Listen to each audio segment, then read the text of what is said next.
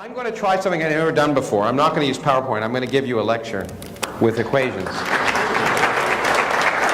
We'll see. Because I thought what would be good for a skeptics conference is to empower you. Skepticism is about questioning and using the tools of science to understand the world.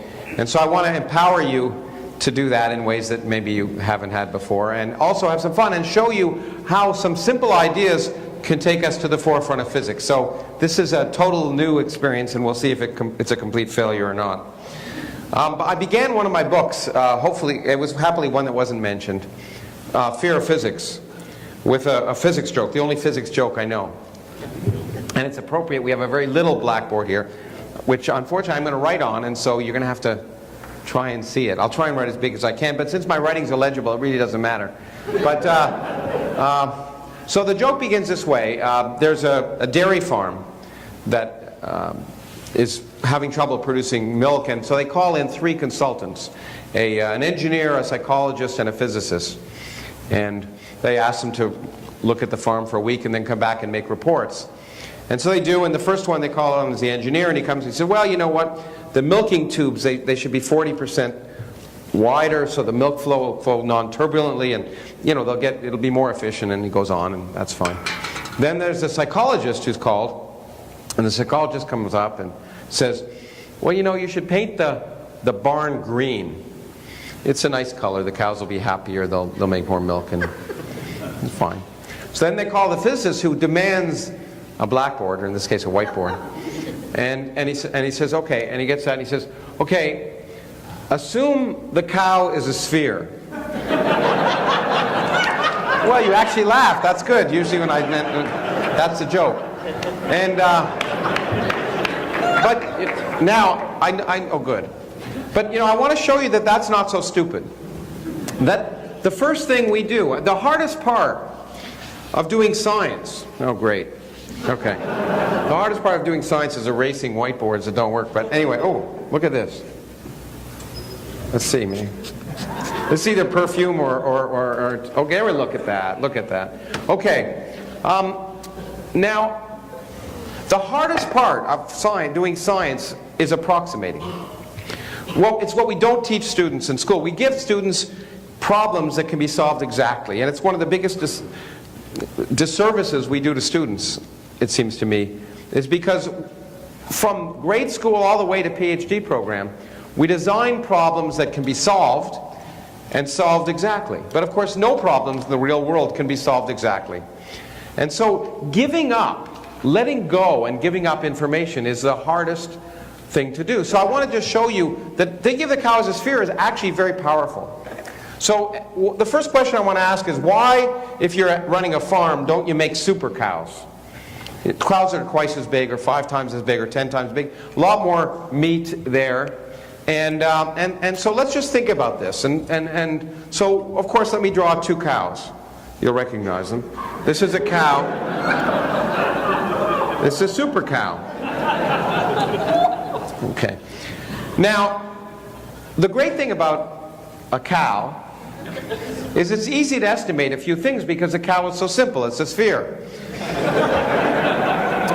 So, for example, let's say the radius of this cow is 1. Then the radius of this cow is 2. Okay? Now, we just need to know some things. First of all, we have to remember, what's the volume of a sphere? Now, some of you know this. But you don't have to know anything. See, the problem, my mother wanted me to be a doctor, and she made the mistake of telling me doctors were scientists, and in high school I discovered, I got interested in science, and I realized that, you know, they weren't. But one of the reasons I knew I didn't want to be a doctor is because there was a lot of memorizing involved, and as a physicist I didn't want to memorize, and many physicists I know would be doctors if they could memorize things. But you don't have to memorize anything in physics. We teach it as if it's memorizing formulas, and it's nothing of the sort. Because the tools you have mean you never have to remember any formula to do almost anything. And we're going to, by the next hour, although it'll seem like 3, we will get to work that has won the Nobel Prize, and you will be able to do it. Okay? So So in any case, what's the volume of a sphere? Well, there's some numbers in front of it. But what do we know about volume? Volume, what do we measure volume in? Cubic something. Cubic meters, cubic inches, cubic something. So that means it's the cube of something. Now the nice thing about a sphere is it's only got one scale, the radius, r. So the volume of a sphere is proportional to r cubed. Okay. What's the area? What do we measure area in? Square. So, right? So the radius is r and the area is proportional to r squared. Okay? That's all we need to know. Because what's the mass of a super cow? Well, the mass, of course, is going to be the amount of stuff. And if they're made of the same material, the amount of stuff is going to be proportional to the volume of the cow. And so the amount of stuff of the super cow, if it's twice the radius, the mass is 8 times as big. Okay? As this cow with mass 1, that has mass 8 in some set of units. What's the surface area of the cow? Well, the surface area of the cow goes as r squared. So the surface area is 4 times bigger than the surface area of this. Okay. Now let's think about what holds a cow together. It's pressure. The pressure, the skin is holding the cow up against the pressure of the cow standing there hanging over. Okay? And so pressure is force per unit area. Well, the force of the cow on the skin is the mass of the cow. So the mass per unit area gives you the pressure of the cow. But now we see there's 8 times the mass and only 4 times the surface area. So the pressure on the skin of the cow is twice as big. And if it's made of the same stuff, if you make a cow that's too big, it'll fall apart. The skin just won't hold. So that's why we know that you don't make super cows, because eventually they fall apart, which is embarrassment. Okay, now, that's simple. You may say that's trivial. But now I want to show you how powerful this is, how much biology you can do without knowing any biology, which is always good. Okay. So that was a rough approximation of a cow, but now let's try a better approximation. This will look, that was a pretty poor picture of a cow, but this is a much better picture of a cow. There you go. Okay. That looks much more like a cow, a big sphere, sort of attached to a little sphere, which is its head. Now let's make a super cow. Everything is twice as big. Well, what do we need? Okay, let's think about that cow. You've got a head attached to a body by a neck. Now, what's the strength of a rod proportional to? It's proportional to the area, cross-sectional area of a rod. So if we now have done the necessary work, we know if this rod is twice as big, it's twice the radius of this rod, then the cross-sectional area of it is 4 times as big as this. But we know the head is 8 times more massive than that. This is why the dinosaurs became extinct. It's really simple. You cannot make large animals with big heads. They have to be stupid. Because eventually the strength of the rod holding up the neck, holding up the head, will not be able to hold up the head. So dinosaurs are big animals. I'll clean this eventually. Big animals with little heads.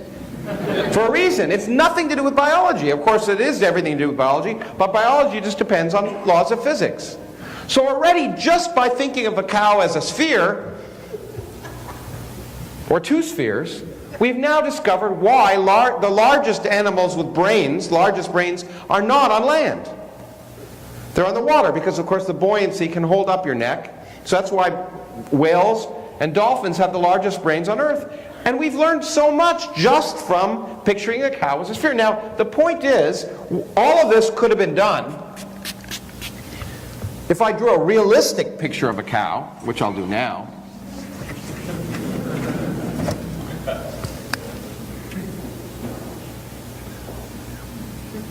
There we go. That looks much better. If I can just I'm going to try another. I've got too much stuff here, but now, some of you can't see it, so I'll draw it. There we go. That's better for a cow. Now, there we go. You recognize it immediately. But the point is, everything I said doesn't depend on the shape of the cow. The volume of the cow, the volume of a cow that's twice as big, will be 8 times the volume. But it's a lot harder to calculate for a real cow.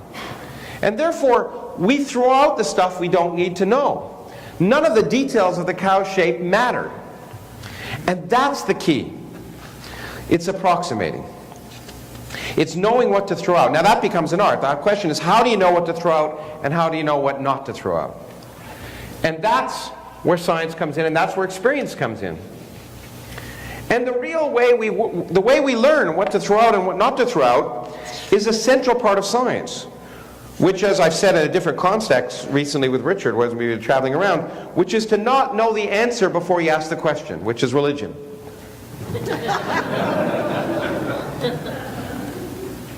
In science, how do we know if it's going to work? We just try it. And we keep trying it until it stops working. So we know when to throw out the baby with the bathwater, or which is which, by just trying it. And when the approximation stops working, we know there's something fundamental about the science that we're missing. That simple idea is so powerful, you can use it in so many places in the world, which I'll show you. We'll do some really interesting science, I hope, in the next little bit by doing it. But let me give you an example.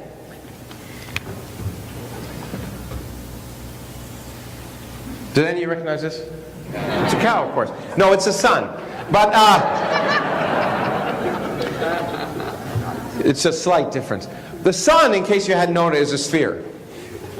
You look up in the sky and it's a sphere. So for hundreds of years, people have tried to understand the sun. And it's rather interesting if you think about the process of trying to understand how the sun works. It's, again, from a skeptical perspective, interesting to think about its history. Because the question was, how long is the sun going to live? And the first person to do a realistic calculation of that was actually a doctor, a German doctor in the 17th century, who, the size of the sun was well known. The mass of the sun actually could more or less be known. By 1798, we could know the mass of the sun. And so what he said was, let's assume the sun is basically a large chunk of coal that's burning. How long can it burn? Given how much energy is released by coal and the energy coming to the earth from the sun, how long can it last? The sun's about 1 million times the mass of the earth, and you work it out. It's really remarkable. He worked out that the sun could burn, if it was a chunk of coal, for about 10,000 years, which was a great estimate, because at that time, that was the age of the universe, right? Bishop, Usher, and all of that, 6,600 and some odd years. So 10,000-year-old sun was perfect.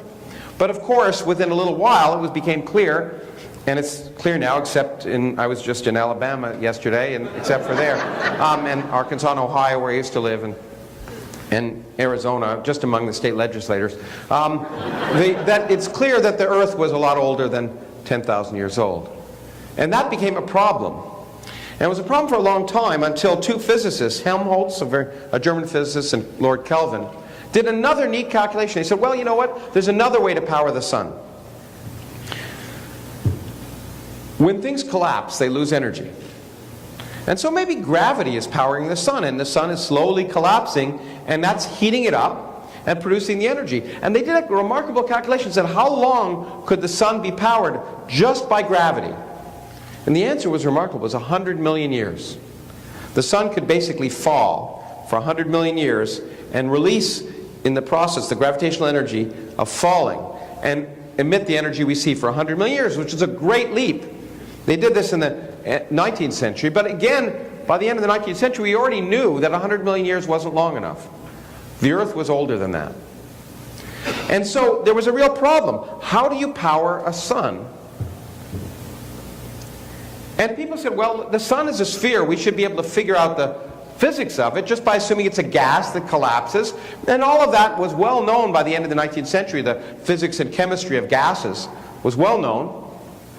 And you could calculate various properties of the sun, assuming it was a sphere. You could calculate its density as a function of radius, assuming it was a sphere. If it's a sphere, what does that mean? A sphere means, when we say when something's a sphere, we mean it has no characteristics that distinguish where you are on the surface or where you are on any other surface except the radius. That's the only thing that determines all of the properties of that object. So that's an incredibly simplifying assumption. The sun is as I'll describe later, is a very complicated environment. But let's make this ridiculously simplifying assumption that all the properties of the sun just depend on its radius. Then, as I say, they could calculate it could live for 100 million years by gravity, but that wasn't long enough. But using these properties and just taking the properties of hydrogen and helium gas, you could calculate the temperature as a function of the radius of the sun, and you find out the temperature in the center of the sun is 10 million degrees. Now that's not very hot. I come from Phoenix. It's not very hot. It may seem hot, but 10 million degrees is a temperature that could have been easily achieved in laboratories in the end of the 19th century. And essentially all of the physics and chemistry of materials at 10 million degrees was understood. And here was the problem. Everything that was known would not allow the sun to live more than 100 million years. And so, in fact, Sir Arthur Stanley Eddington, a very famous astronomer, wrote one of my favorite books in 1929, The Internal Constitution of the Stars. And I love this, because he said, there must be a new energy process that we don't understand that powers the sun. If this simple picture is true, there's got to be a new energy process. And everyone said, well, there can't be a new energy process because we understand physics at 10 million degrees. So it's got to be something, this simple approximation must be breaking down. And in one of my favorite lines in any science textbook, he said, a lot of people say that the sun, the inside of the sun is not hot enough. To all those people I say, go and find a hotter place. Which he meant go to hell. I like that. Anyway, it was a subtle thing that they don't do anymore. In any case, the point is this simple model required some new energy source. And of course in 1945, Hans Bethe, who'd been working on the Manhattan Project, had been the theoretical physics leader of the division. One of his people worked with him was Richard Feynman. Both of them later went on to win the Nobel Prize. Realized that in fact the very processes, the nuclear physics processes, which could release 1,000,000 times more energy per unit mass than chemistry. 1,000,000 times more bang for the buck, as my friends in Los Alamos would say. Now, just think about that. If it were charcoal or coal, it could burn for 10,000 years. If you have a process, nuclear fusion, turning hydrogen into helium, that's 1,000,000 times more powerful, so you got 1,000 years, or 10,000 years, that's 10 to the 4th, forgive me. And if I have a process that can release 1,000,000 times more energy per unit mass, then it can last 1,000,000 times longer. And we'll talk about powers of 10 in a second. That means you would predict that this object could last 10 to the 10th years, 10 billion years. That's exactly how long our sun will last. Now, just think about this. When you work out the amount of energy that's being released in the sun, there are approximately 100 billion hydrogen bombs going off every second in the sun. 100 billion hydrogen bombs. It's what you might call a turbulent environment. Okay? If there was anything more complicated than a system with 100 billion hydrogen bombs going off, it's hard to imagine it. Yet we picture it as a sphere. And when we do, we come up with exactly the right age. And by the way, when we work it out with the amount of energy released, we come out with the right density profile, we think. And all of this was interesting until 1965, when another prediction had to be tested. Because this model, of course, is a great model. And the thing about science is, which most people don't realize, is it doesn't just tell a story. If it did, it would be religion. It makes predictions. So ex post facto explanations of things are nice, but that's not good enough. So this picture explained what we could see apparently, but it needs to be tested by making a prediction. And the prediction is this. When you do those nuclear reactions inside the sun, you release these particles that are my favorite particles in nature, neutrinos. Neutrinos, how many people know what neutrinos are? It's better than average audience, I would expect. Okay, good. The rest of you, you should know what neutrinos are. You should be intimately familiar with them because they're intimately familiar with you. Because every second of every day, 10,000 billion neutrinos are going through every square centimeter of your body coming from the sun.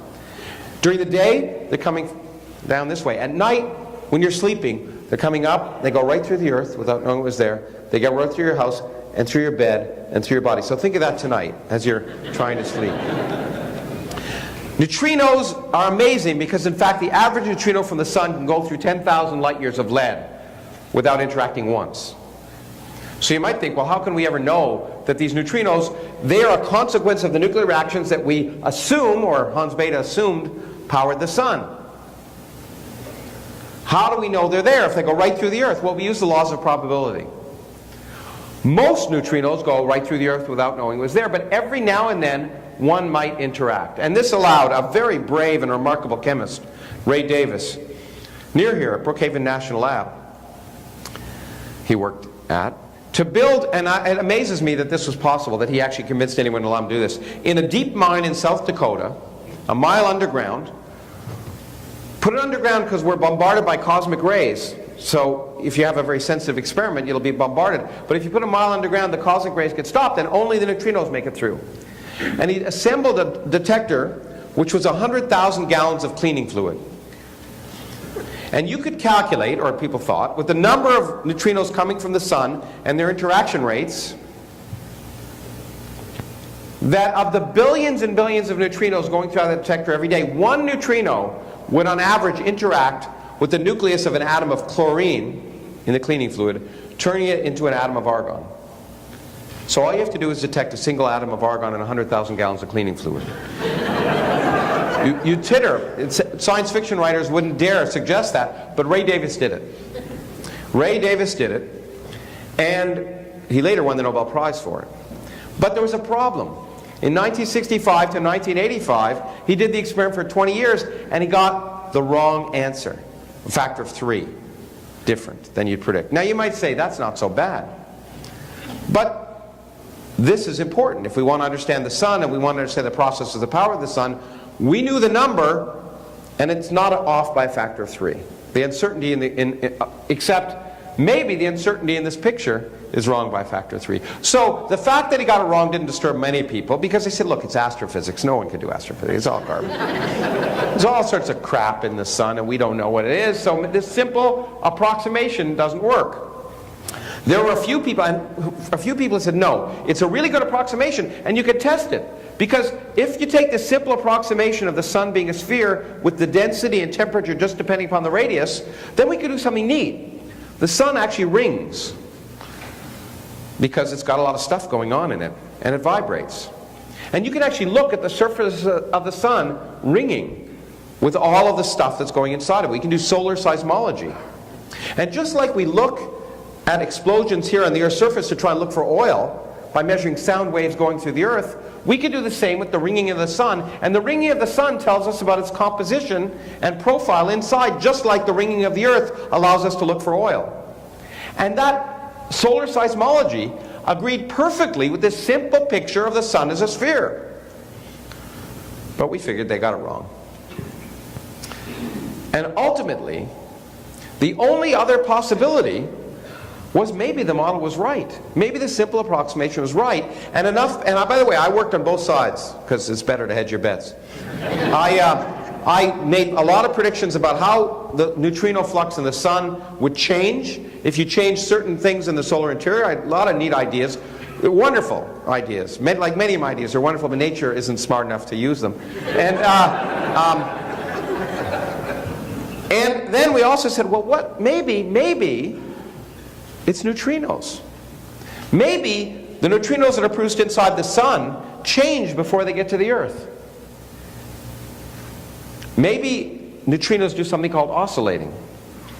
And so we did those predictions too. And said, okay, maybe neutrinos can oscillate, but that's only true if neutrinos have a very small mass.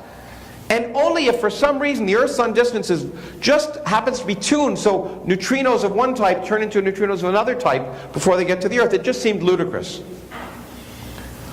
Until the 1980s, when we built a set of experiments that could look for different types of neutrino. One in the Sudbury mine called the Sudbury Neutrino Observatory. And lo and behold, what did we discover? Neutrinos oscillate. And the people who first discovered it, actually in a mine in Japan, the Super Kamiokanda mine, who also won the Nobel Prize, because we learned something fundamental about the properties of neutrinos. What makes that interesting is that in the standard model of particle physics, neutrinos can't have a mass. So this means there's some new physics we don't understand. We still don't know what gives neutrinos mass. But we have discovered some fundamental properties of nature by taking the sun as a sphere. It's pretty powerful. Okay, let me now move on.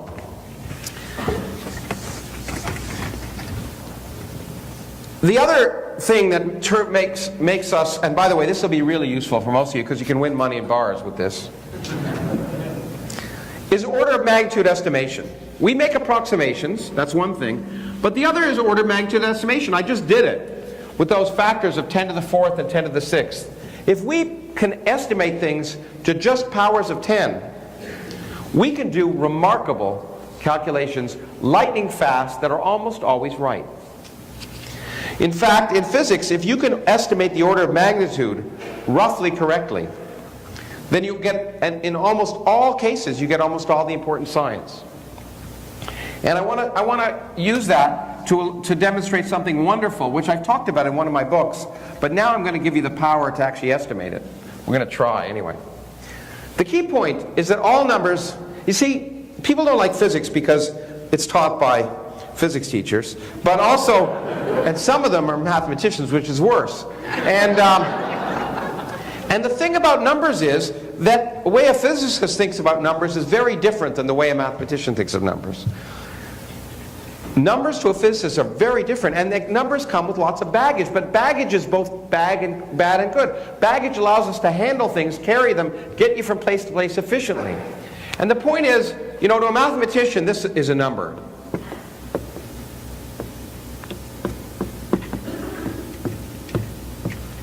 Okay?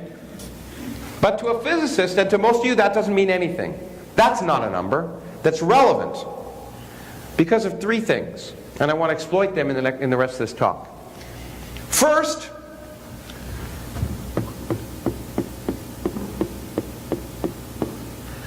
a physicist would write this as this. Every number in nature can be written as a number between 1 and 10 times a number to a power. 10 to a power. Now that may seem trivial. This is called scientific notation. But it allows you to do lightning fast calculations. For example, let's do a pop quiz. Get on a piece of paper. You're going to be graded. You don't believe me. Look at you. No one's doing it. No one's doing it. Okay. Let's try this. Okay, those people who are actually cooperating, which is 2 or 3 of you. Okay, you have 4 seconds. Multiply 232 by 523. 1, 2, 3, 4. What's the answer? Okay, see? Now, here's the problem. Most of you grew up being taught this by mathematicians. So you really care about 232 times 523. But to a physicist, and this is important, and this is, I'm always amazed when I go into grocery stores and young people have cashiers use these calculators, and you give them change and they just don't know what to do. You know, it's $10.60, you give them $11.10. They go, oh, shit. But, and the point is, to do the important stuff, you just have to keep things to an order of magnitude. So 2.32, you see what's great about this notation is it turns multiplication into addition. And none of you can multiply, but almost all of you can add. Except we can all multiply numbers between 1 and 10. Those we were forced to do in school and memorize. So 232 is 2.3 times 10 squared. 523 is 5.2 times 10 squared. Now the neat thing about exponents is that when you multiply, you add them. So 10 squared times 10 squared is 10 to the 4th. 2 times 5 is 10. That's a little bit bigger than 2. That's a little bit bigger than 3. So maybe it's 13. And that's 13 times 10 to the 4th, or 1.3 times 10 to the 5th. Okay? In 4 seconds if I didn't talk. Now, why does this matter? Because if this was your pay, now I guarantee you if you'd been good students, which you're not, and actually done what I asked you to do, then some of you would have gotten 23 million or 13 million, and some would have gotten you 1,300, and some would have gotten 13. But because, you know, who remembers how to multiply anymore? You know, you got all those, you got to keep those zeros and do all that crap. But here, if this is your pay, if you're earning a fair pay, $232 and $523 during the year or during the week or whatever, depending on if you're a plastic surgeon, during the week or during the day. But what you care about in the end is you got $130,000. Well, maybe it was 120, maybe it's 140. This number you don't care about so much. You know it's between 1 and 2. But you care about the 100,000 part. The 100,000 part matters because you care if you get $100,000 versus $10,000. And so for the really important stuff, all that really matters is the exponent. And if you care about the exponent, you can do wonderful things. So I want to do 1 or 2 wonderful things, and then I want to show you 2 things that are based on this that have won the Nobel Prize. And I want to bring you up to date with the most exciting observation in the history of science, maybe, that happened about 2 weeks ago. And I want to show you, so this stuff is not baby stuff. And one of the real problems, it seems to me, when we teach science, not only do we teach, and it's appropriate for the last panel, not only do we teach it like it's been done 200 years ago by dead white men, but we teach it as if it's, you know, we teach the stuff that's boring. Who the hell cares about things going down in inclined planes and pulleys and all the garbage that we teach in physics classes? Because what's amazing to me is that even in introductory physics, we can teach things which are relevant to the kind of questions people actually care about. How does the universe work? What's it made of? What's the future? They're incredibly interesting problems that you can understand without knowing those details. The kind of questions that excite students. Because one of the reasons I think that people are more interested in science is they don't realize they're interested in science, because it doesn't relate to what they learn in science classes. And what we have to do is, in fact, provide people the tools to realize that the simple tools allow you to assess things that are incredibly exciting. So I hope I'm going to do some exciting stuff in the next few minutes. If I'm not, it doesn't really matter, because there's dinner and drinks afterwards. Okay, so I want to allow you to do one of my favorite calculations, which I always do when I'm teaching introductory physics. And I wrote down in one of my books.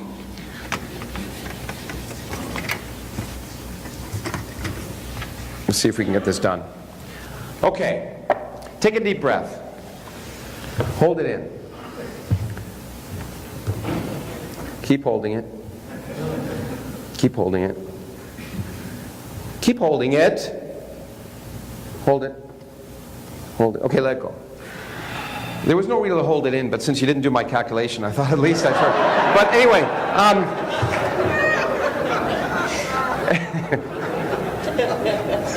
anyway, there's such power up here, it's amazing. Okay, where was I? Okay, so every time, now you just take a regular deep breath and let it out.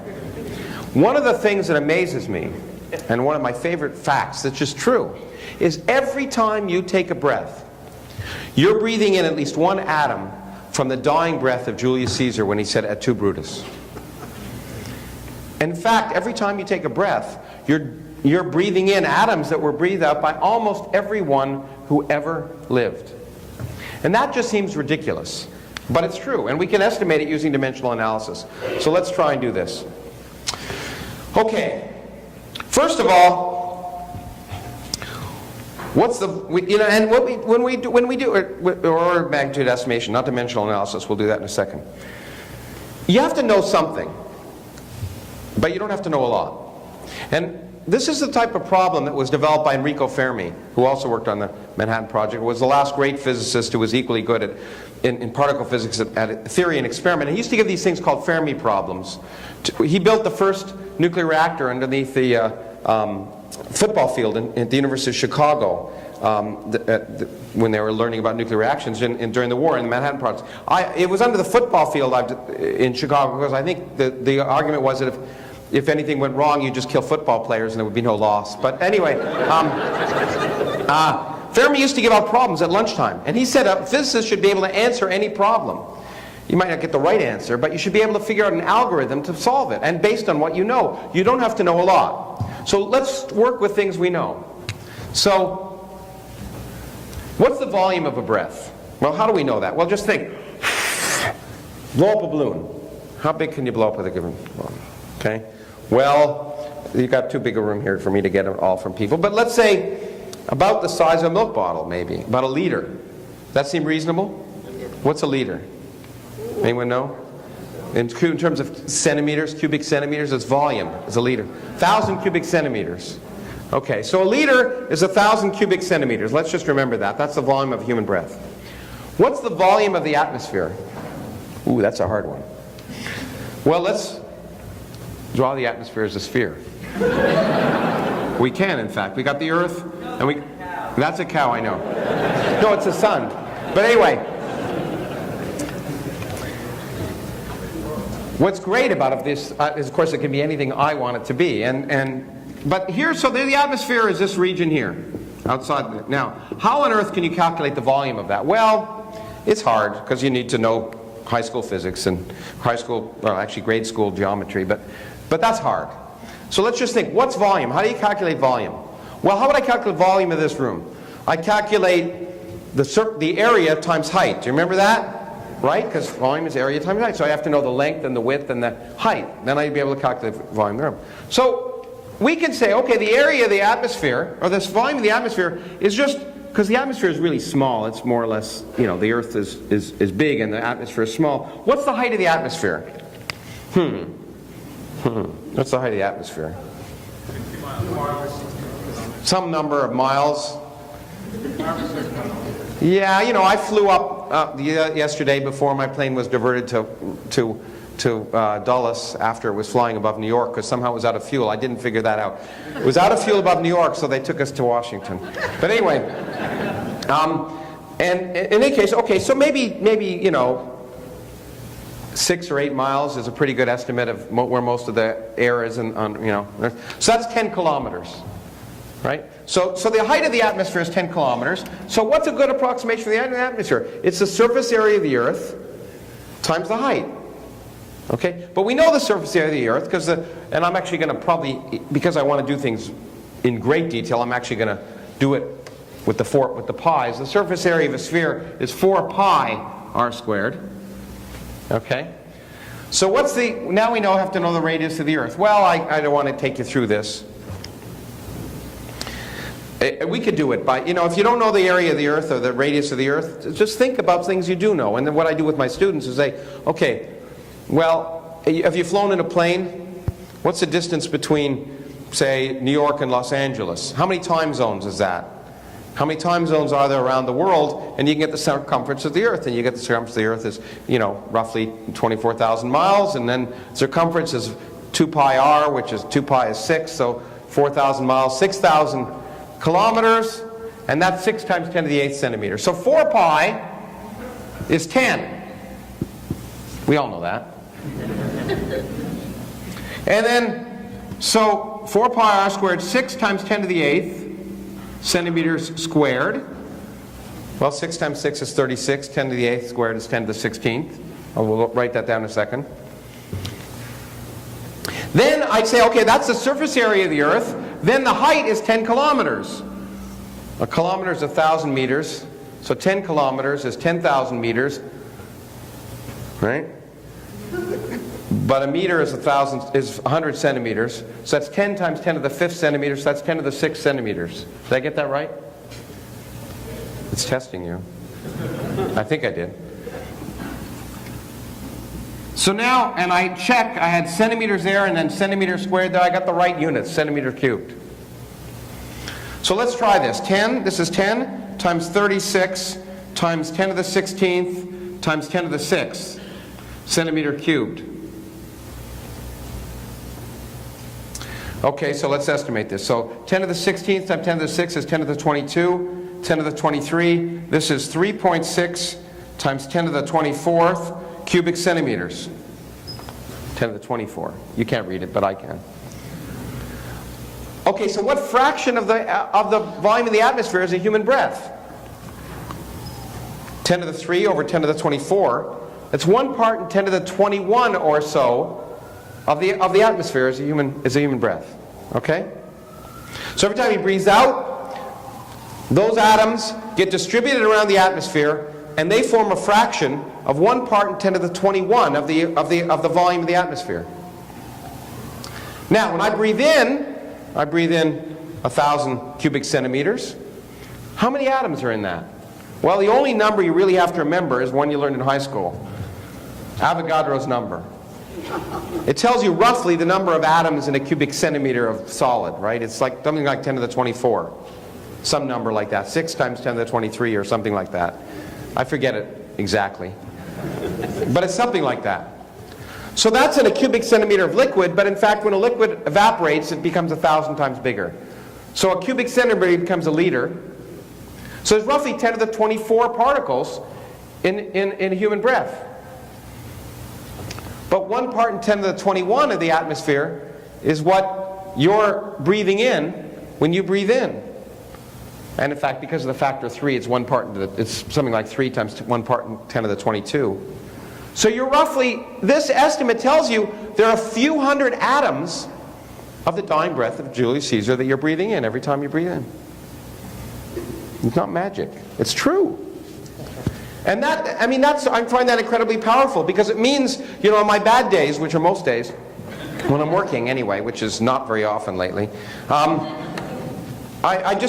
try and make myself feel better when I'm getting nowhere on a piece of paper by remembering that every time I breathe in, I'm breathing atoms that were breathed out by Albert Einstein when he put the last dot on the general theory of relativity. And that's good. I'm also, of course, breathing in atoms that Adolf Hitler breathed out. And the same is true for everything else, not just breathing, but water. When I wrote my book, Atom, I think I began it also by saying that, oh, this is already drunk, I'm not going to drink it. But in fact, for that reason, my mother would say, don't touch that, you don't know where it's been. Well, she had no idea. Because every time you take a drink, you're drinking in molecules that were secreted by every slimy thing that's ever lived. It's even better, and in this audience I can say it. So think of this tonight. Think of this every time you have a glass of water. Every time you have a glass of water, you're drinking atoms from the sweat released by your parents during their coupling that produced it.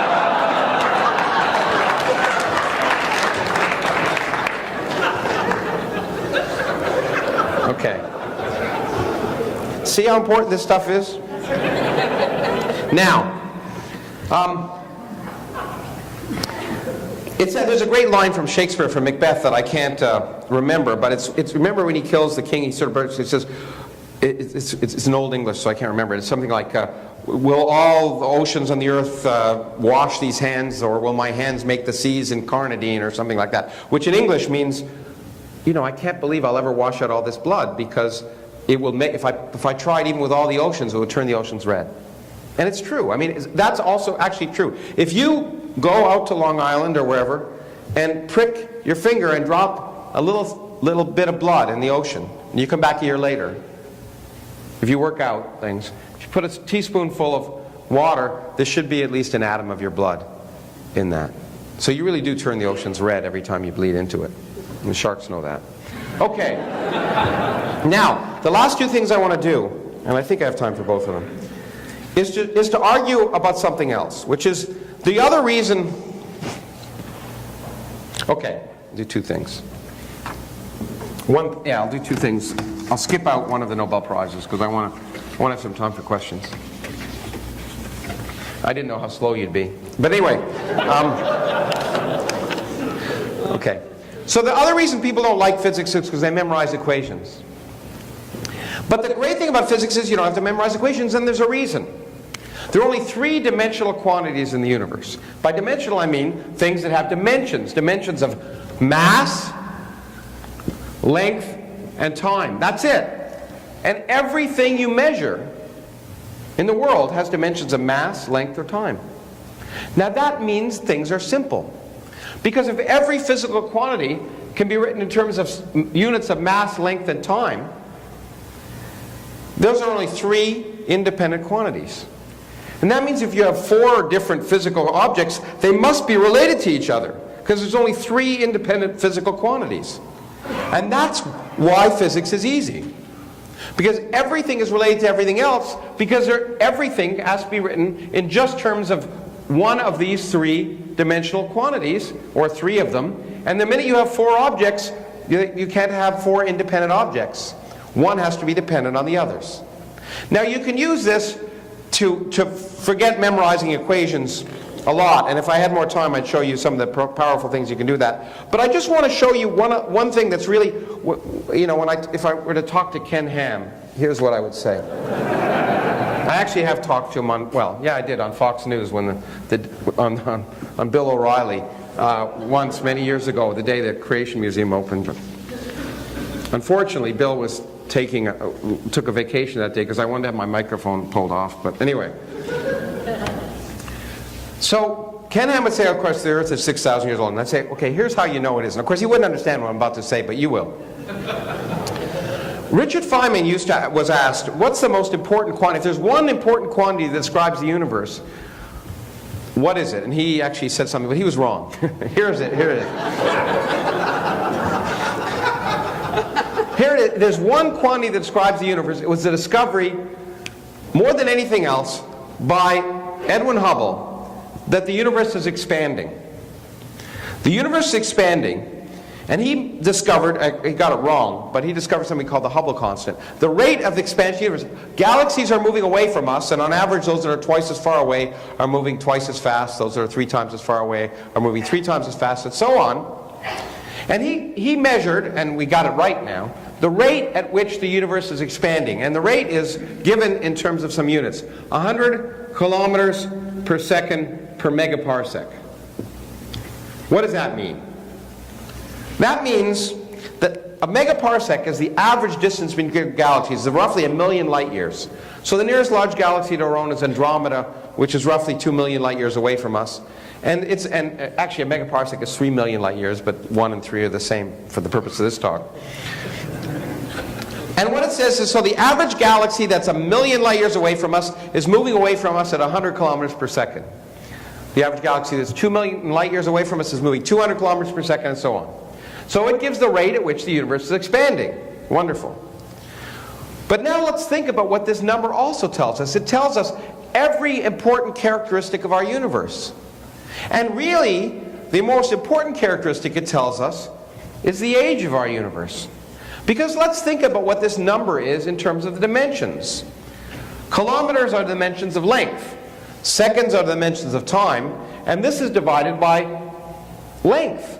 So the dimensions of this are length over time divided by length. That means the dimensions of this are 1 over time. That means we could rewrite this as 1 over time. And we could easily do it by writing what a megaparsec is in terms of kilometer. I was going to walk you through it, but I think I'm going to skip that part. It's a homework assignment.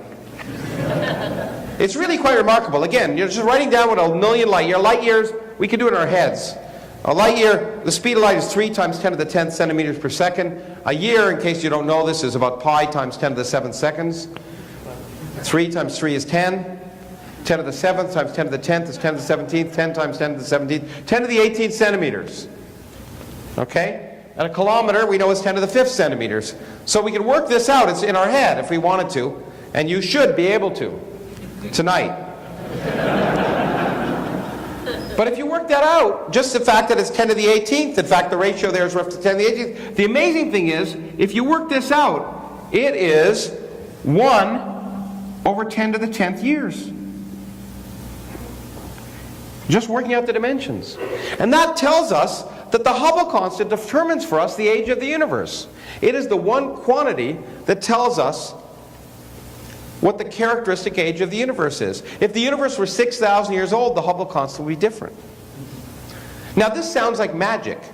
How can the Hubble constant, just some number, tell us the age of the universe? So the age of the universe is roughly 13 billion years. 10 to the 10th years is 10 billion years. So it's within a factor, of just better than a factor of 2. We determine the age of the universe just by measuring the expansion rate.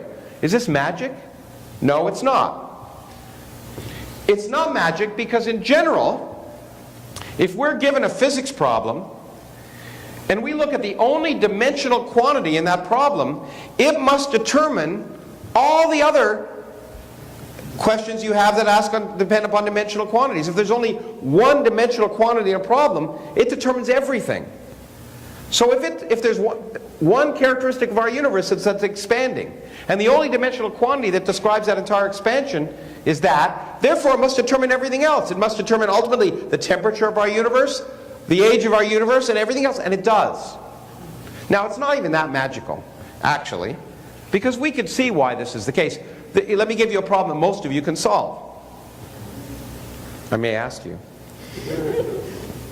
If you are traveling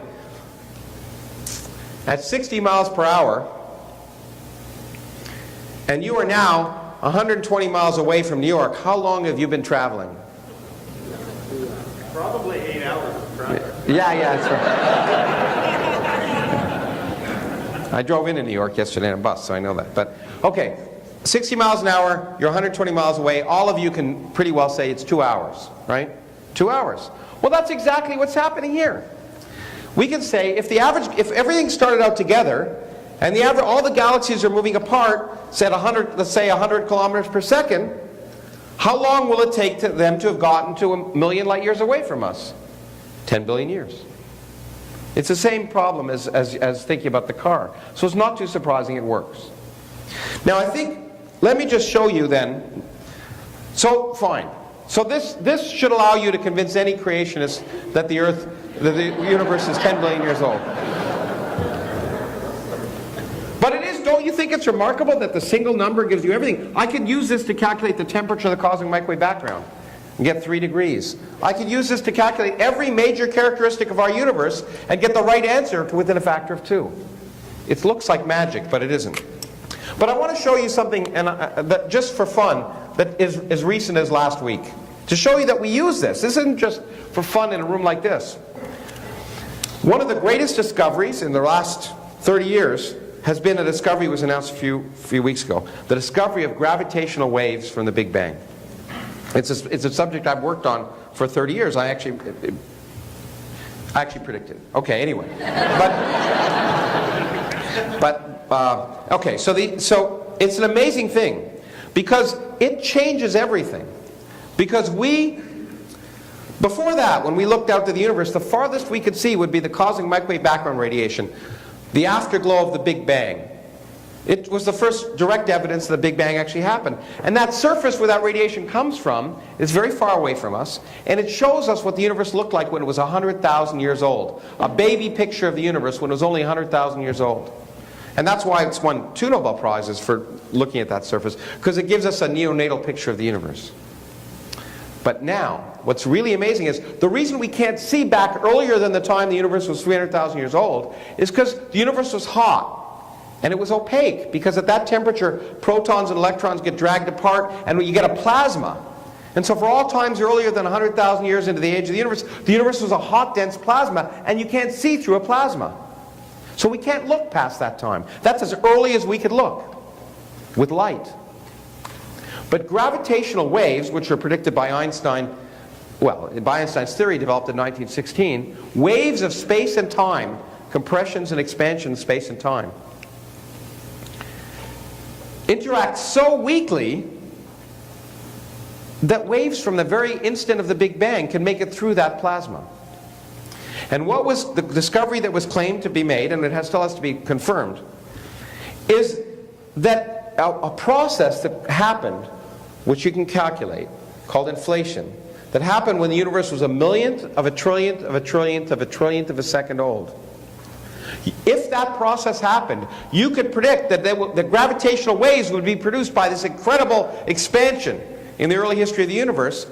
And as we showed, if they happened at that time, they should be observable in ripples that could be measured in the cosmic microwave background. Ripples which give you a direct observation of gravitational waves in space and time that come from the Big Bang.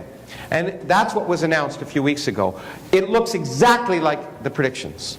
And if it's the case, we are looking directly back at the universe when it was 1,000,000th of a trillionth of a trillionth of a trillionth of a second old. We're turning metaphysics into physics. And I'm happy to say we're validating most of the things I wrote in The Universe from Nothing. It allows us to ask questions about what the universe was like at that time, to measure physics on a scale that's 13 orders of magnitude higher than we measure at the Large Hadron Collider. It is an incredible observation if it's true.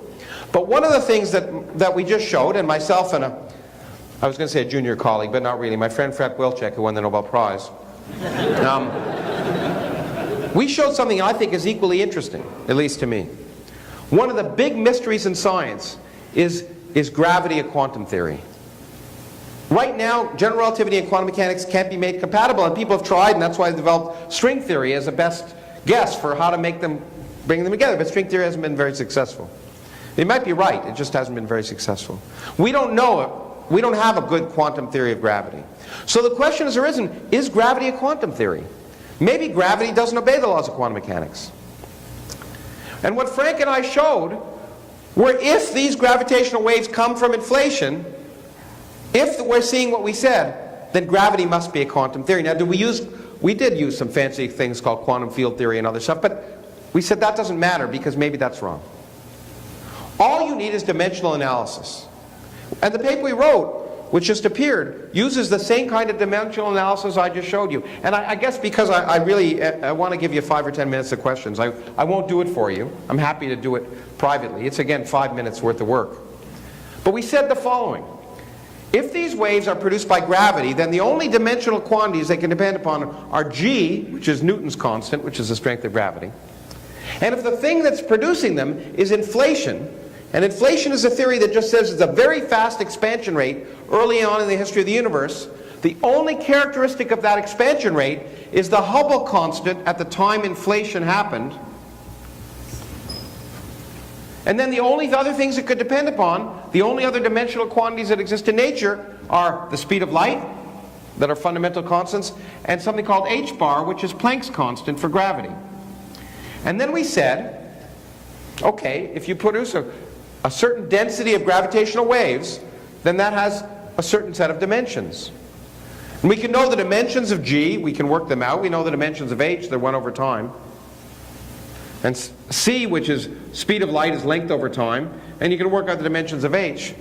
We showed in our paper, and again, I could do it in 5 minutes, that the answer is not equal to 0 only if the final formula depends upon h bar squared. The only way you could get the right dimensions is if it depends on h bar squared and no other quantity. But h bar tells you if this were 0, the world wouldn't be quantum mechanical. If it's not 0, it's quantum mechanical. And if it's a gravitational effect that depends upon h bar, then that gravitational effect must be due to quantum mechanics, and gravity must be a quantum theory. So we have now proved that gravity, if this result is right, that gravity is a quantum theory, which tells us the biggest mystery in science is still a mystery. But it's really important because it tells us we're not wasting our time trying to develop a quantum theory of gravity, and we did it just using dimensional analysis. So you now have the tools to go out and try and win a Nobel Prize. Thank you very much.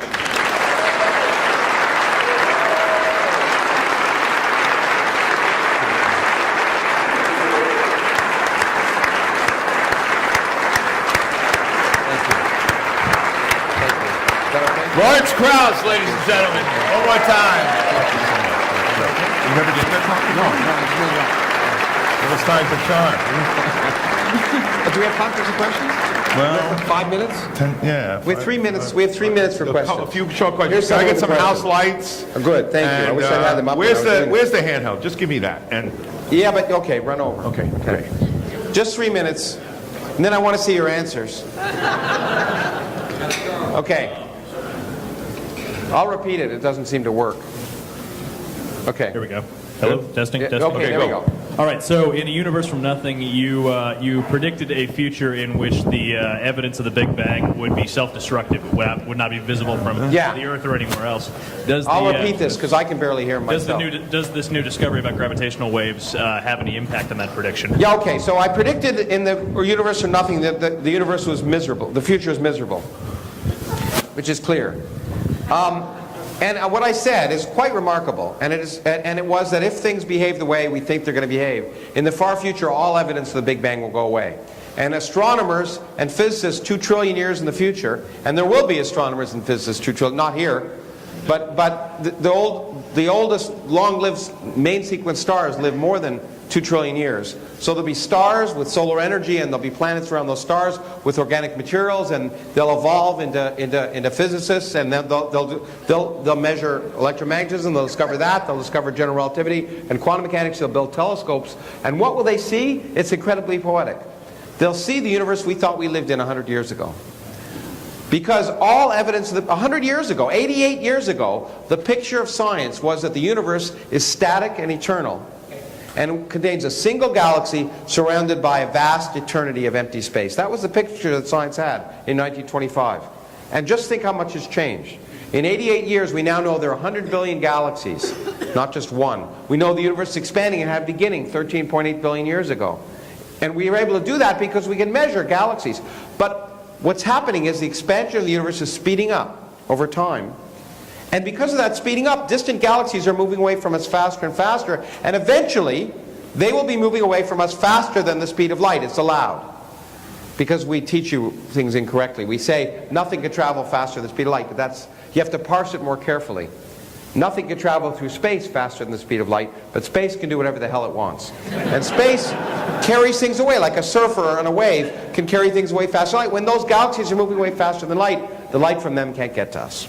And if we wait long enough, every galaxy we now see will disappear over time.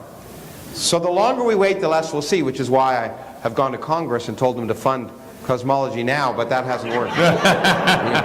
2 trillion years is a long time, but two years is a long time for a congressman. It doesn't work. But so the picture of the future is if there's an energy in empty space that stays there, the rest of the universe will disappear and all evidence of the Big Bang will go away. And the question is, has it gotten any better? And the answer is yes. Because this validates, this early period of incredible expansion validates the notion that empty space can create, that energy in empty space can cause a universe to expand faster and faster and faster.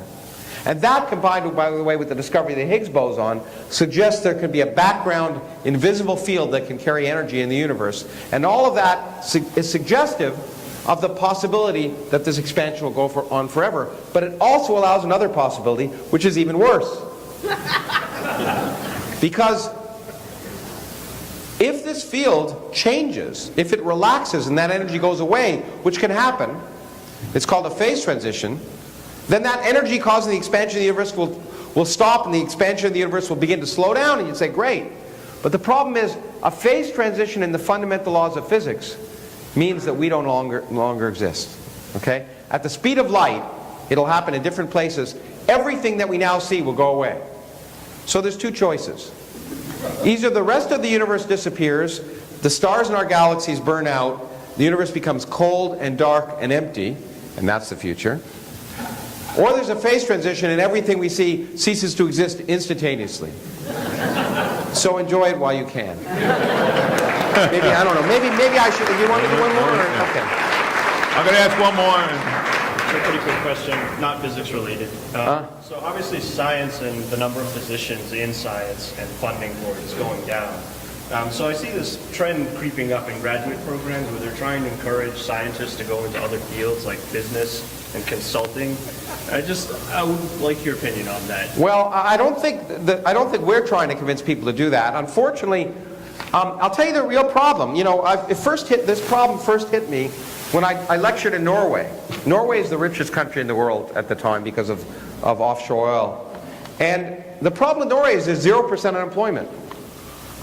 And the real problem is they couldn't get anyone to become scientists and engineers. Why? Because that takes work.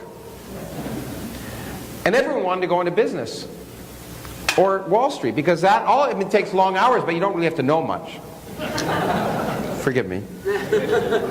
But seriously, and when my daughter was in high school, I looked around at the smart kids, and what were they doing? They were going into finance. Because for a lot less investment of time and effort and intellectual energy, you can make a lot more money. So I was particularly happy when the dot-com thing busted. Because what I saw were suddenly kids who were smart realizing that maybe they had to think of something else. And it is a big problem. Because we cannot, as a society, continue to function by just making money. We actually have to make things. And make things requires science and engineering. And actually, that's why I'm particularly happy that, for example, my friend Elon Musk, who makes Tesla and SpaceX, he started out doing something incredibly unproductive. He made PayPal. Okay? That made him a lot of money, but did it make anything for people? Well, it made some jobs. But now he's actually building things, cars like Teslas. And so it is incredibly important that we as a society need to value the work that scientists and engineers do. And there's no doubt, although it's fun, I like to say, it's hard work to get to a certain point. And if we continue to make it much more attractive to be a Wall Street executive and build millions of dollars by the time you're in your mid-20s, people are going to vote with their feet. And I think it's a real problem. But it doesn't happen in the schools. The real problem is that we tell that kids are too influenced by getting a job. When I was growing up, that wasn't an issue. And I think it's going away now because everyone knows that no one's going to have jobs. and so I think the point is that people are saying, okay, maybe now I might do what I'm interested in. And when I talk to students and they ask me, are there jobs in science? Well, I say, it doesn't matter. Is it what you enjoy? Because it's one time in your life when you're going to get to do something you enjoy. And believe me, as I just tried to show you, the tools you'll get from those studies will allow you to go out in any other field and excel. So don't worry about the job. Do what you enjoy and keep trying it. When I was doing my PhD, there were no jobs in physics. I learned how to juggle also when I was at Boston, just in case. I didn't expect to get a job. It turned out it worked out all right for me. But do what you enjoy, and that's the advice that I give everyone. And the reason scientists do what they do isn't to save the world. It's because we enjoy it. It's fun. And so everyone should go out and be a scientist. Thank you.